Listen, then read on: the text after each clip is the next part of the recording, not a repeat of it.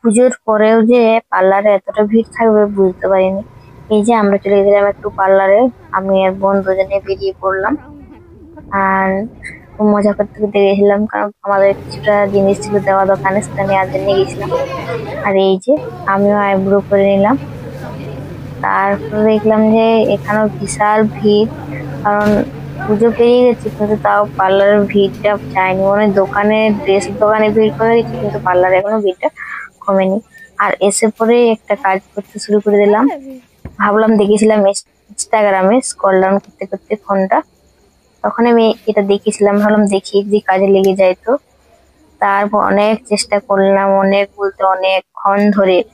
এটা হয়তো ভিডিওতে 1-2-1.5 মিনিটের মধ্যে দেখা যাচ্ছে, কিন্তু আমরা অনেকক্ষণ ধরে কমসে কম আধা ঘন্টার উপরে আমরা ট্রাই করছিলাম।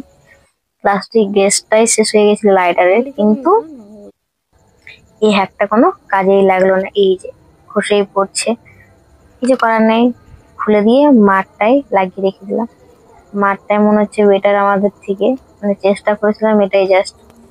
আর এদিকে লাইটারের পুরো গ্যাস শেষ হয়ে গেছে, মনে হচ্ছিল গেল সব। তারপরে একদম কাজ করে নি।